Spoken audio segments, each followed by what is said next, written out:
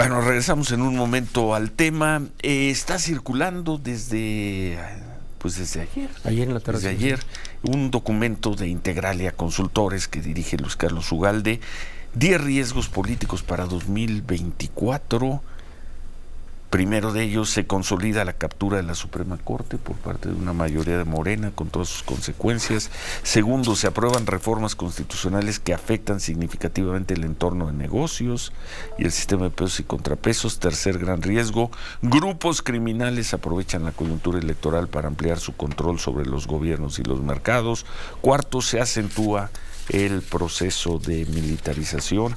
Quinto, caso de un triunfo de Donald Trump y sus implicaciones. Sexto, el Congreso, con una mayoría amplia de Morena, aprueba reformas y leyes sorpresivas que afectan al clima de negocios. 7, se gestan conflictos postelectorales. 8, octavo riesgo, el primer presupuesto del nuevo gobierno incumple con las metas fiscales. 9, aumentan la corrupción, los manejos administrativos opacos e inusuales con fines electorales. Y 10, crecen las tensiones y las divisiones en los partidos de oposición. Luis Carlos Ugalde, gusto en saludarte, buen día, buen año. 10 riesgos políticos para 2024, perfectamente enumerados y desarrollados por Integralia. Coméntanos un poco más, Luis Carlos, por favor, buen día. Claro que sí, Ciro y Manuel, muy buenos días. Cada año Integralia publica este reporte al inicio de enero y el propósito simplemente es señalar cuáles son los hechos políticos que a lo largo del año pueden afectar la gobernabilidad y el clima de negocios. Este año claramente el tema electoral es el eje nodal que puede afectar y básicamente debemos partir de un pronóstico o de un escenario base para saber cómo eso puede generar diversos sucesos. Con la información que tenemos hoy y que muestran los estudios y las encuestas, tenemos la información de que lo más probable es que gane la candidata oficial de Morena, pero vemos improbable con la información de hoy que pueda obtener la mayoría calificada. 2/3 partes de los 2/3 partes en Senado y diputados. Y esto lo decimos básicamente por una razón empírica y una razón de sentido común. Si se repitiera 2018, el tsunami electoral de 2018, cosa que vemos muy improbable y que veríamos como el techo superior del oficialismo, repetir el tsunami de 2018. Aún en ese caso, el oficialismo no obtendría mayoría calificada, porque en 2018, con la votación tan amplia que se obtuvo, Morena en los hechos no la obtuvo, sino la maquiló postelectoralmente a través de la cooptación del Partido Verde, del PES y de otros que fue en los hechos cooptando y comprando. Y aún así se quedó cerca de esa mayoría calificada. El INE, afortunadamente, después de esa elección ha colocado algunos candados que impiden lo que ocurrió en ese año, que fue básicamente que Morena registró a sus candidatos con las siglas de otros partidos para después, en la distribución de plurinominales, poder aumentar la asignación que le correspondía.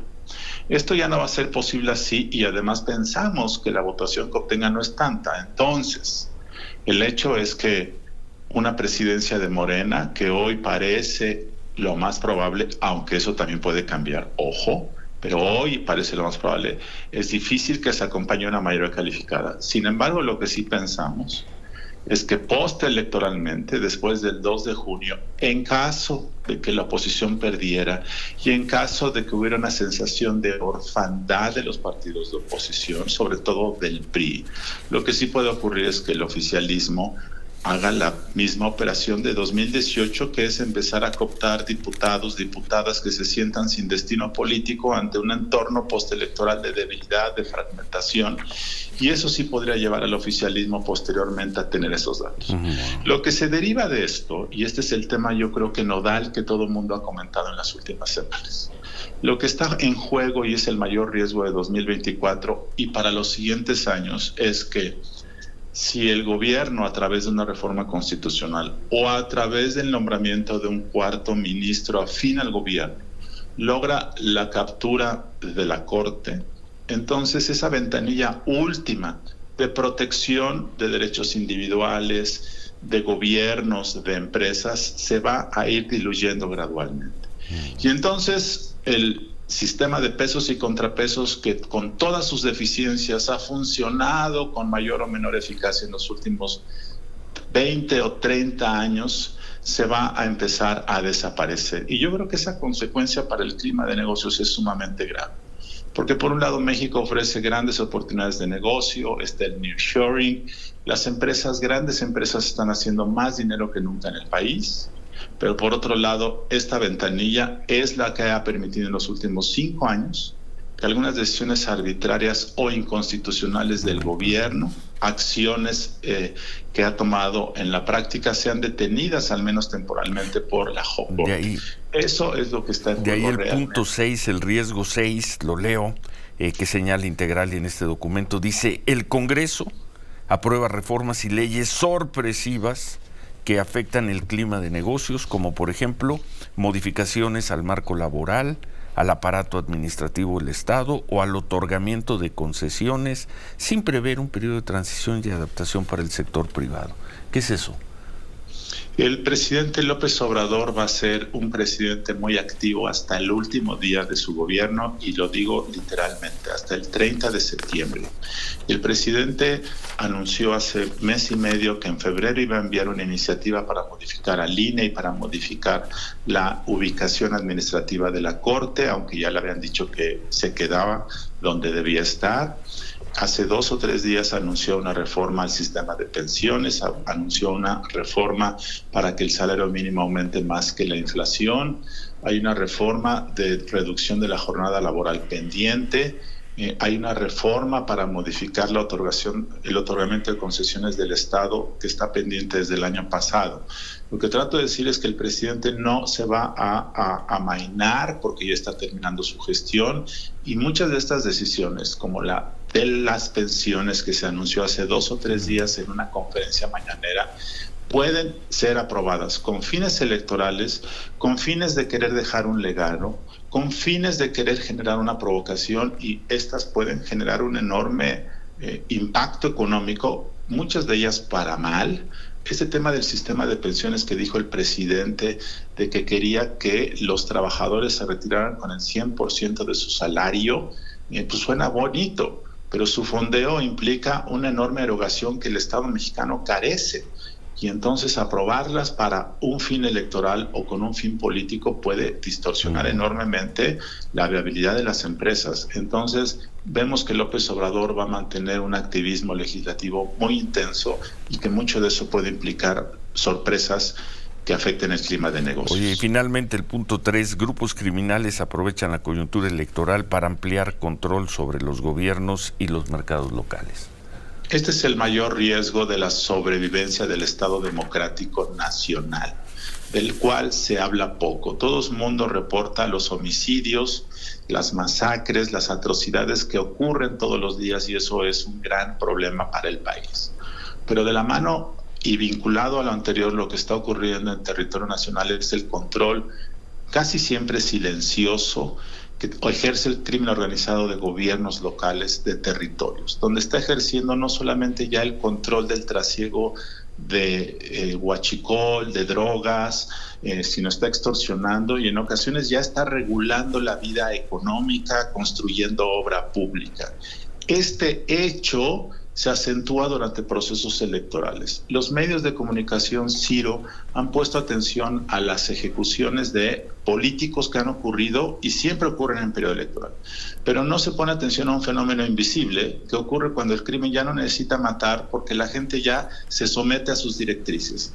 Lo que el crimen hace en procesos electorales es definir candidaturas en zonas estratégicas, sobre todo en ayuntamientos, bajar a candidatos adversos, fondear campañas, movilizar votantes, inhibir votos para adversarios. Y este fenómeno que ocurre en muchas entidades, en algunas de ellas puede ser el 30-40% del territorio, va a ocurrir.